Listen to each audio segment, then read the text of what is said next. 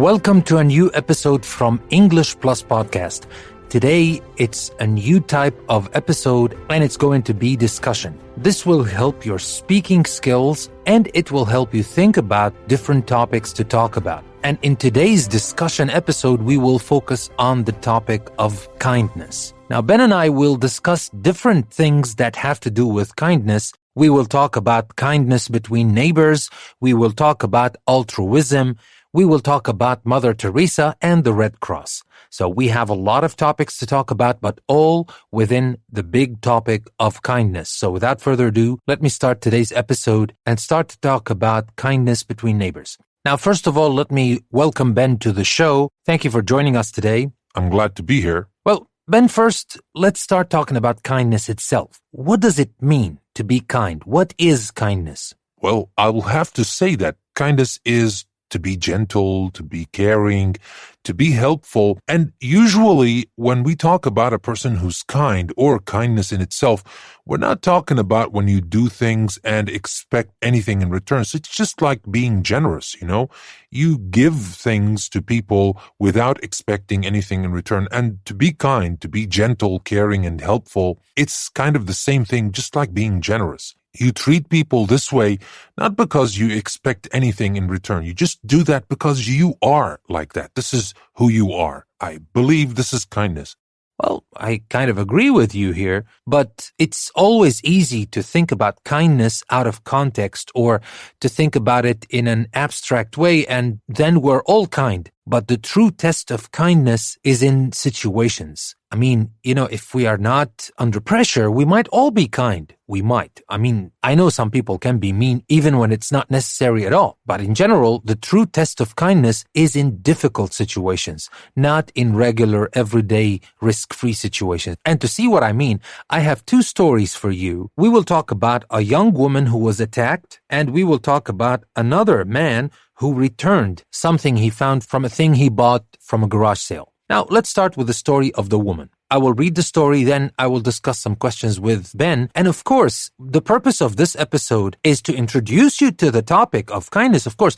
But we would like to help you think about these things and maybe think with us. Maybe try to think about it on your own, pause the episode, give some answers on your own, then compare your answers with what Ben says. Of course, you might disagree with Ben, you might disagree with me, but at least you will have an idea of how to discuss certain things.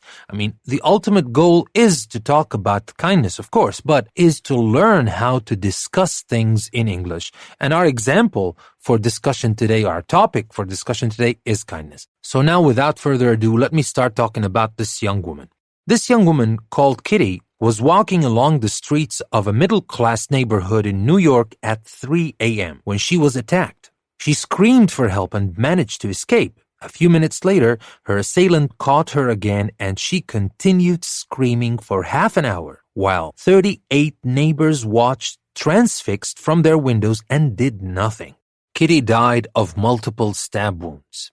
So that was our first tragic story, of course, but that was our first story and we will discuss it in a minute. Our second story happened in another town in America. A man went to a garage sale and bought an old toolbox for $15. At home, when he opened it up, he found $5,500 hidden under some plates at the bottom of the box. He returned the money to the woman he'd bought the box from. So, the second story is not tragic or anything. It's just like when you buy something and then you find something hidden in it, whether you return it or not. Well, the man did return the money. We will talk about this and we will see how kind that is. But my first question to you, Ben, which seems to be stranger, the story of Kitty or the story of the man? What do you think? Well, I guess the story of Kitty is stranger because if you think about it, the story of the man, yes, some people would return the money, some people wouldn't, but whether they do return the money or they don't, it doesn't matter. You can expect people to do this or that, but it's difficult to accept that 38 people watched this young lady being attacked and actually being killed. It was a murder scene. It was murder and they just did nothing. But what did you expect them to do? But I don't know. I wouldn't say that I would rush and help. Maybe that is a little bit dangerous, but at least I would call the police. Well, maybe some of them called the police. Well, I didn't say that in the story, but Maybe some of them called the police, but it's already too late. Until the police arrived at the scene, young Kitty was already dead. Okay, in this case, I guess, I don't know, it's kind of difficult. It's difficult to imagine yourself in a situation like this, but at the same time, it's difficult to think about seeing something like that and just ignore it or just watch it. Or maybe even worse, in our times, people start to pick up their phones and they don't even call the police. They just record the scene and then post it on Facebook or on Instagram or something, thinking they've got some kind of a scoop or something. That's really sad. When you see things like that, it's really sad. When you see something, if you don't want to react to it, maybe it's up to you. I wouldn't judge a person for reacting or not reacting to a situation like this. It might be dangerous. I understand that. But to react in a way that you stand there and you record everything, well, this might be even more dangerous because if the assailant sees you, he or she might come after you. You're right about that, but unfortunately people do it. Anyway, now let's get a little bit specific. I want to ask you some specific questions. My first question is, yes, we talked about Kitty, we talked about her tragic story, but why do you think people didn't help? Why didn't people help Kitty? Well, I guess people maybe prefer to protect themselves rather than get involved and risk being killed. That might be one of the reasons. Or if you think about it, maybe just people are basically selfish. I'm not saying everybody is selfish. Yes, more and more people are getting selfish, but those people, especially those people who watched Kitty getting killed, they were basically selfish. They just don't care about other people. Yeah, I agree. These might be valid reasons why they didn't react. They didn't do anything. They didn't help poor Kitty. Or maybe people no longer have a group or tribal feeling which binds them together. In the past, everybody had this group or tribal feeling. I'm not saying that it's always positive to have a tribal feeling, but sometimes it is very positive when we use that to take care of each other. When we use that for discrimination purposes, of course, it's not a good idea. But when we use that to take care of each other, I guess this group feeling or tribal feeling is very good. And yeah, we can say that people no longer have a group or tribal feeling which binds people together. Nowadays, we're all too individual and we always put ourselves first, don't you think? Yeah, I agree. I mean, not everybody is like that. It's just an opinion after all. But you see it day in and day out. People taking care only of themselves. And that's not bad. Of course, you have to take care of yourself. Of course, you maybe in some situations put yourself first because you need to achieve things and you can't just cater for everybody's needs. But, if you just do things for yourself, that's sad. There is really joy in helping people, in interacting with people, being part of their lives, It's not all about you. Yeah, that's right. But going back to Kitty and the reasons why people didn't help her, I guess also we can think about it and, sometimes we convince ourselves that there are already institutions in cities to deal with this kind of problem, so we don't need to intervene because the police will intervene for them. So it's not my problem, it's the police's problem, so I don't have to intervene. And if poor Kitty dies, that's not my fault, that's the police's fault. And of course, it's the assailant's fault, it's his crime after all. But that's what we tend to think sometimes, don't you think? Yeah, I guess so. I guess that, sometimes because we think that it's not my responsibility, so I don't do anything about it. But that is the core of kindness. To be kind is to do things that you don't have to do. If you just do the things you have to do, that's not kindness at all. You can't be kind when you do the things you are paid to do or the things you have to do. But to be kind is to do things you don't have to do, but you're doing them just because they're good. Yeah, I guess so. So, these are the reasons, or at least the possible reasons, why people didn't help poor Kitty. Now let's move on to talk about the story of this man who returned the money. Why do you think the man returned the box? Stay with us. We'll be right back.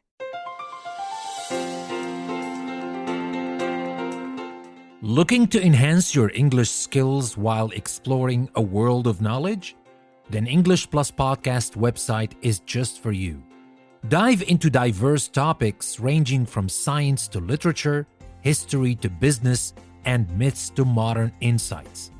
Each episode from our podcast or article from our magazine is a journey of learning and discovery, designed to not only improve your language skills, but also broaden your understanding of the world.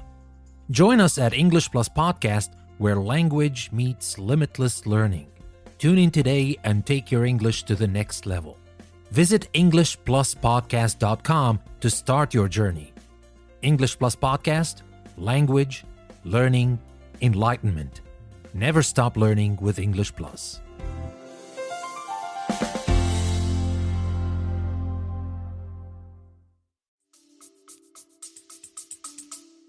Well, I guess this one is a lot simpler. Maybe he was just a noble altruist. Yeah, maybe, but talking about altruist, because this is a especially important word for our discussion today, can you explain what the meaning of altruist is? Oh, yes, sure. I mean, altruist is the adjective that comes from altruism. Altruism is unselfish concern for other people's happiness and welfare. So just simply being unselfish. And you are concerned about other people, not only about yourself. That means you are an altruist.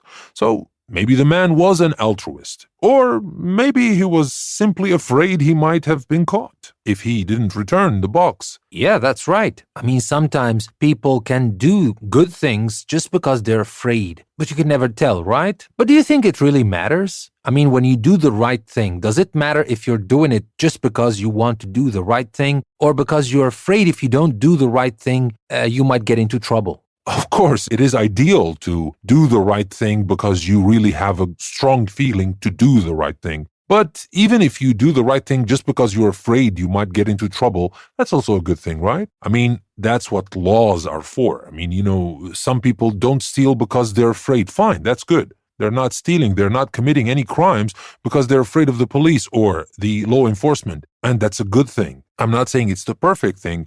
A person shouldn't think about that just because he's afraid. I mean, you do good things because you want to do good. But not all people like that. Some people need to be afraid, and some people just do good things because they are good. But let's face it, we're not all good. Some of us are purely good, or so to speak, and some of us are just like a mixture. Maybe most of us are a mixture of good and bad. And some people are really bad, and they need those laws and the law enforcement to hold them off from doing those bad things. All right. So now I have a couple of questions for you, and I want you to give me an answer. Of course, it's your opinion. And for our listeners, remember, we're doing this, Ben and I, we're discussing kindness, but it is an opportunity for you as well to discuss with us. I know that you cannot actually discuss with us because this is a podcast. I mean, you're just listening to the episode, but you can pause, you can think about it, you can talk about it, and then you can listen to what Ben says or what I say, and you can compare your answers, just like try to practice discussing something. And there is an important thing about discussions. I mean, when you think about a topic to discuss the first time, when it happens in real life, when you have to discuss this thing with someone, or when you want actually to discuss this thing with someone, it becomes easier because you have thought about it before. And other relevant topics will become a lot easier when you do it this way. So let me continue and ask you a couple of questions. What would you do in the following situations? But here, before I do that, let me just focus on this specific structure that I use. Now here, when we talk about hypothetical situations, and that's what I'm going to ask Ben about, and when we say hypothetical, of course, we're talking about things that are based on possible ideas or situations rather than actual ones. So we're not talking about actual situations or ideas, we're just talking about possible ones. And to talk about this, we don't usually ask questions in present simple. I wouldn't go and say, what do you do in the following situation? What do you do in the following situation? That means I already know that Ben does that, and I already know that Ben is in this situation, and he has a common reaction to this situation. So I ask him, what do you do when this happens? That is when I already know that I'm talking about an actual situation. But when I'm talking about a hypothetical situation, a possible situation, but not actual, I would say, what would you do in the following situations? And Ben would answer, I would do that. So basically, that's the second conditional. What would you do if you saw this? What would you do if you past simple, whatever you want to ask. What would you do if you found yourself in a room with 10 people you didn't know and it was dark? So, I mean, those hypothetical situations. I just wanted to mention that here because my questions to Ben here are all hypothetical. So, Ben, what would you do in the following situations? What would you do if you saw someone suspicious hanging around outside a neighbor's door? Well, that is simple. I would call the police. Well, wouldn't you just go out and investigate yourself? No, to be honest, I wouldn't do that. I mean, this person might be dangerous, and I wouldn't risk going out. Maybe I wouldn't be a match to that person. This person might be armed, and I wouldn't be able to stand an attack from a gun or something. And anyway, the police would handle it much better. I would definitely call the police right away. So that was about the first situation. What would you do if you saw a teenager stealing some sweets from a shop? Well, this one is difficult because I would want to punish this teenager, or I would want to get this teenager punished for his or her own sake. But at the same time, I would find it difficult to just tell the shop owner or the security there and to feel responsible or guilty that I pointed it out to the police or the security and this teenager got into trouble because of me. But I guess I would tell the security about this person because it might be better for him to be stopped now rather than later, because later this thing might get worse and he might get into more trouble, more serious crime. I mean, I know shoplifting and just sweets, so it's not a big deal. Yeah, it's not a big deal, but it would turn into a bigger deal if this person gets away with it. All right. What if it was an old lady, not a teenager? Oh, that would be so difficult. No, I would definitely not tell anybody about that. I would just go to the lady, talk to her. I would try to buy the things she wanted to steal. I mean, not every time. It's not something that I would do all the time, but I would try to pay for the things she stole. And I would try to understand if she had any problem, maybe kind of try to help her by just linking her with the right people. Maybe, I don't know. But I would definitely not say anything about that. Okay. So my next question, what would you do if you saw someone of a different color skin being beaten up by 4 of your color skin? Okay, that's all about racism, right? But for me, it doesn't matter. I wouldn't care what color is the person being beaten or the people who are beating this person, because that is 4 people against 1, and it's definitely not right. It wouldn't matter what color of skin in this situation. All that matters is that there are attackers and there is a victim. So I would definitely call the police. I wouldn't get involved, to be honest, because there are 4 people and they're beating this person. Maybe I would try to shout. Maybe I would try to tell them that there are people here, so they might leave this person alone. And at the same time, I would call the police and wait for the police to come to solve this problem. But I would definitely let them know that somebody has seen them, so that might just scare them away. And by doing that, I would save this poor person getting more beating up.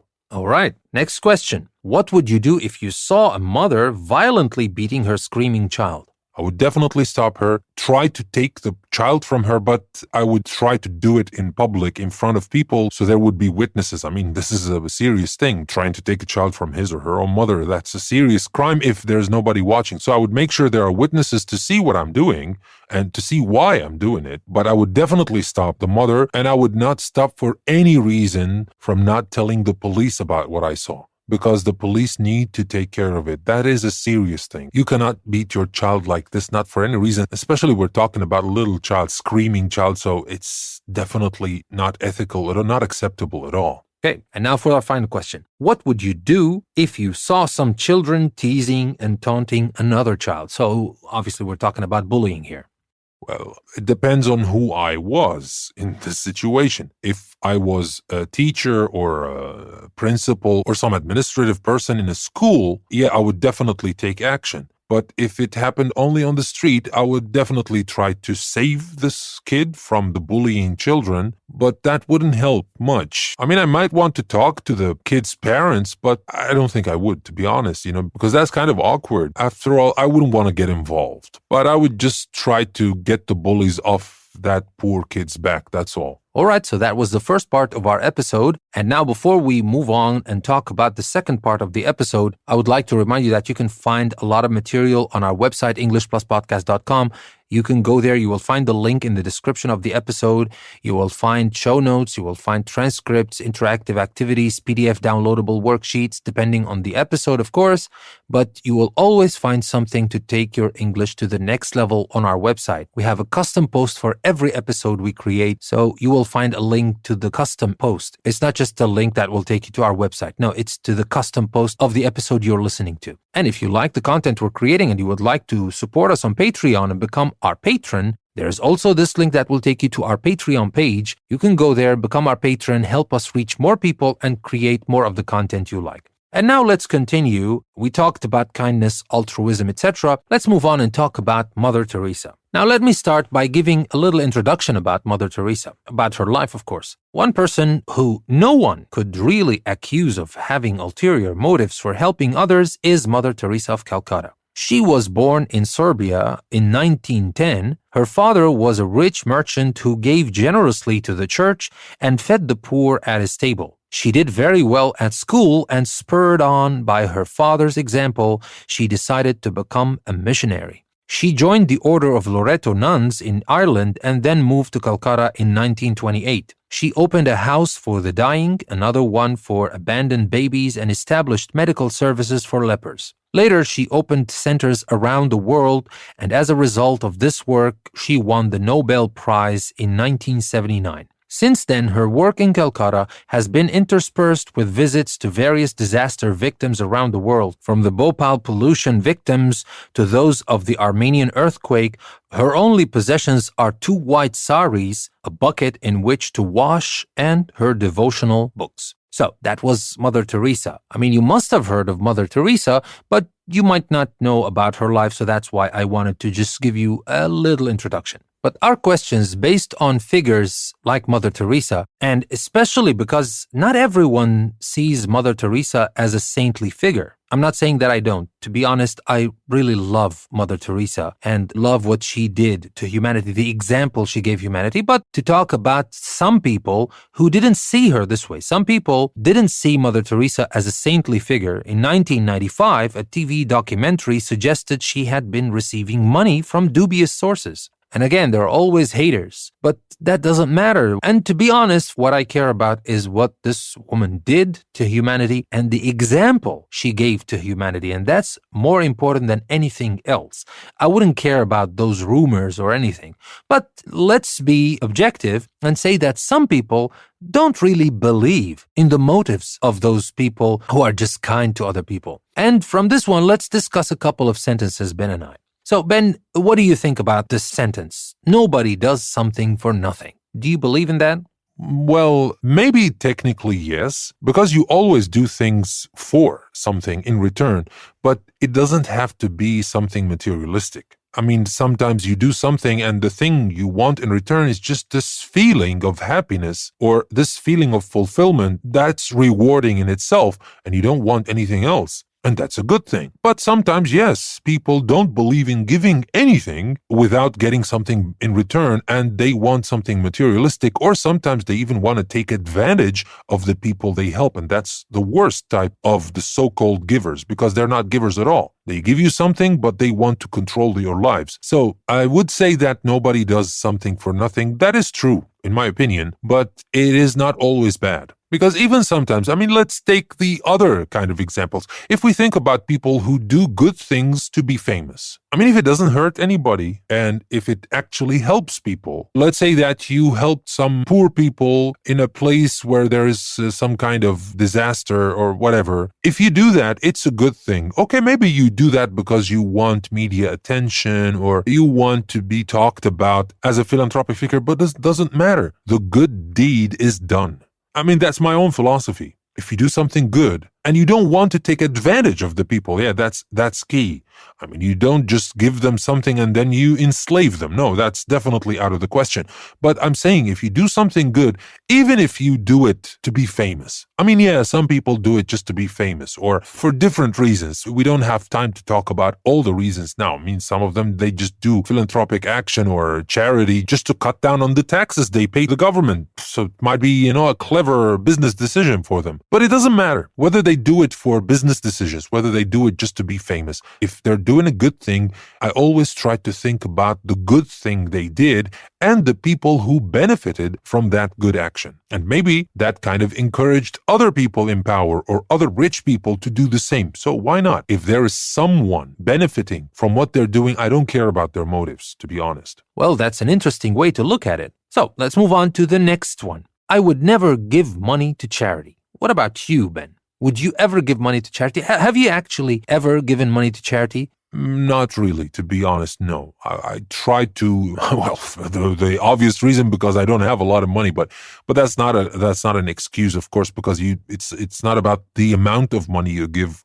It's about if you give at all. But I prefer to give help, to volunteer in some places. I mean, technically to donate my time more than my money. Might be kind of selfish. And, you always think to yourself that, yeah, I need that to buy this, to get this. This is necessary, that's necessary. And you try to convince yourself that you're not really sure if the money you're donating is going to the right places, to the right people. So I prefer to help people directly rather than just give money to some people that might steal it. Maybe that's not true. I mean, some charities are doing a great work and maybe they are worth donating to, but to be honest, no, I don't do that. But I wouldn't say I would never give money to charity. No, maybe one day I will. Well, to be honest, I have to say that I'm kind of the same. I never give money to charity, maybe to my shame, but yeah, I mean, I always think about it might not go to the right places or something. Maybe that's just an excuse. Anyway, let's move on to the third point. There is no point in giving money to beggars. They only spend it on alcohol.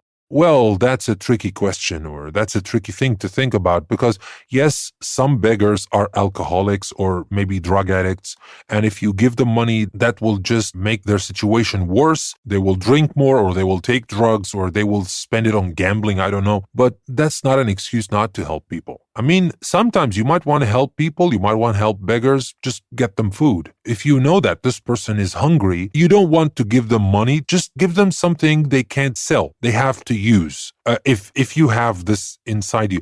And sometimes you just feel like you want to give money to this person. It's kind of a personal judgment thing. Personally, I don't have a general opinion. I don't have a general decision about whether to give beggars or not to give beggars. It's a kind of a personal thing. You do it on impulse sometimes, but I tend to give them something they need to consume and they can't sell just to be on the safe side. But sometimes, you just feel like giving money to those people. It's a personal judgment. It's just a moment, and you do things on impulse. Okay, so we talked about Mother Teresa, and based on Mother Teresa's story, just want to say again, we're definitely not insinuating at all, especially me, that Mother Teresa was doing this thing for something in return. Personally, I love this woman, and I love the example she gave to the world, and I have nothing against her. Yeah, maybe some people have their doubts about her, but that's definitely not me.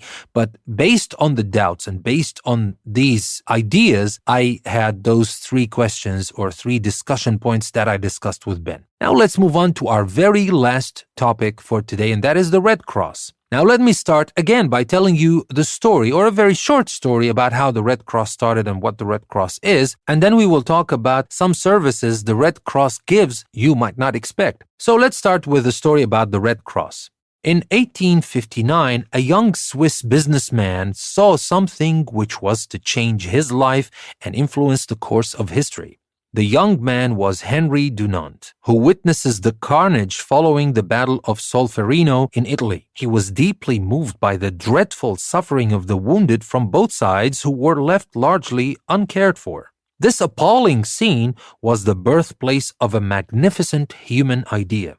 Henry saw every country creating a body of trained volunteers who would care impartially for the wounded of all sides, protected by international agreement. His vision led directly to the founding of the Red Cross, the signing of the First Geneva Convention, and the adoption of the Red Cross and later the Red Crescent as an international symbol of protection. Today, the International Red Cross and Red Crescent movement is the world's largest voluntary organization, with a global membership close to 250 million and a national society in almost every country of the world.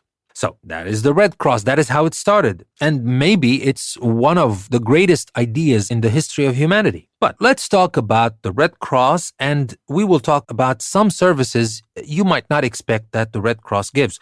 But first, Ben, why is it important that the Red Cross is a totally independent, non-political organization? Well, that is obvious, because if they were dependent on some political support or they belong to a political party or something, there will always be a grudge. And imagine these two parties battle and there are wounded people. And if there is this kind of grudge, they might cut off the help of the Red Cross, of their own Red Cross, to help the wounded ones from the enemy, as they would call it. I mean, definitely the Red Cross would be partial then. And the Red Cross was meant to be impartial and to help the wounded, whoever they are. Even if they're bad people. They're bad people, but they need help now. I mean, they can get better and then you can sentence them to death later, if you know what I mean. They might be murderers, they might be killers, but at this very moment, they need help. And the only humane thing to do is to help them. And that is the mission of the Red Cross, and that has to be impartial, independent, and definitely non-political. I can't agree more. Definitely, they have to be independent. But now let's move on to talk about something interesting. I will ask you a question about certain services. Now, obviously, everybody knows the main services the Red Cross or the Red Crescent gives. But what about those following services? Do you think the Red Cross offers these services, and why do they offer them? The first service is first aid at sporting and public events. Well, yeah, definitely. That's a common thing. I mean, apart from wartime activities, this is probably the most well-known form of aid that the Red Cross offers.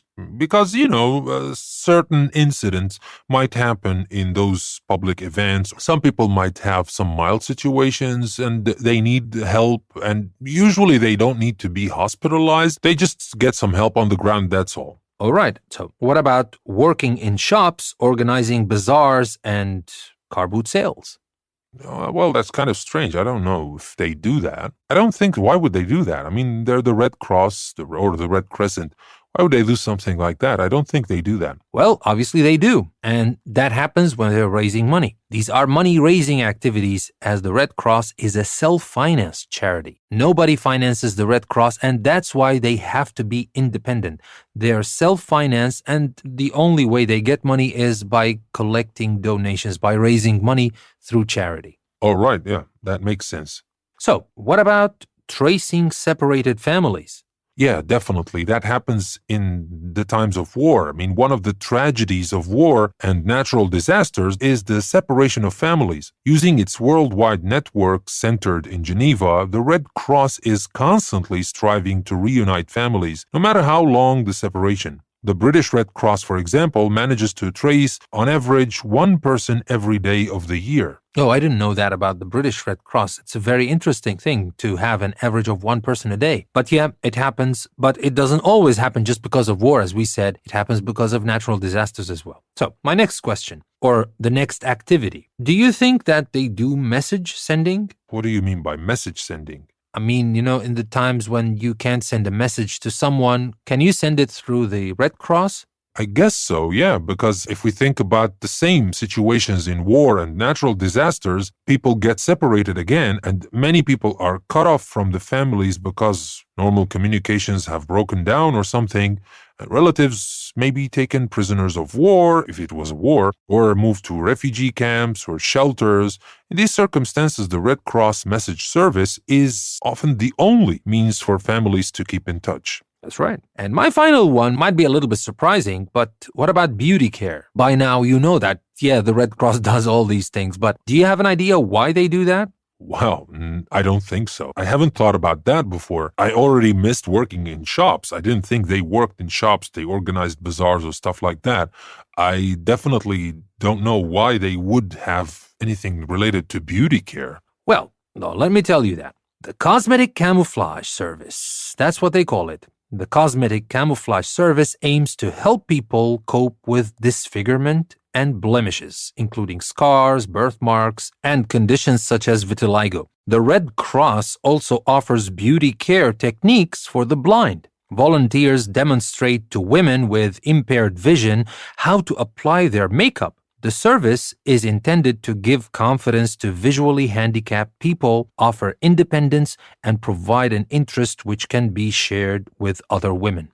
Well, that's really good. I mean, I didn't know about that before, and it's really important what they do in this field. Yeah, actually, they're also contributing in the beauty care section. But definitely, they're not doing it for stars and Hollywood and stuff. No, they're doing it for the people who are really in need of beauty care, like the examples I gave. So, Ben, thank you very much for being with us. I guess that's everything we wanted to say for today. Thank you very much for having me. I was very happy to be part of this discussion. Okay. And for our listeners, we would like to thank you very much for listening to us. And again, remember, this is a new type of episode that we're adding to English Plus. We would love to hear what you think about it. If you go to our website, you will find all the links you need to contact us. We would love to hear from you. Or even you can comment on the post on our website to tell us whether you like this kind of episode, you would like us to create more of this kind. If you didn't like it, what are the things you didn't like? If you have any ideas to improve this type of episode, or if you have just suggestions for any other types of episode, please reach out anytime. We try to answer as fast as we can, and we will definitely take your ideas and suggestions into consideration. With that being said,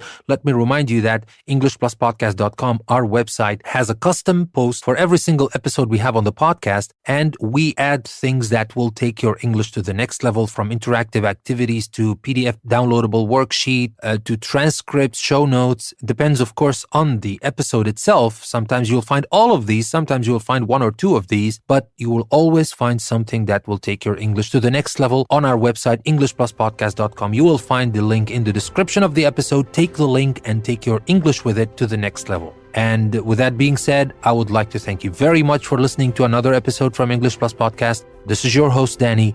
I will see you next time.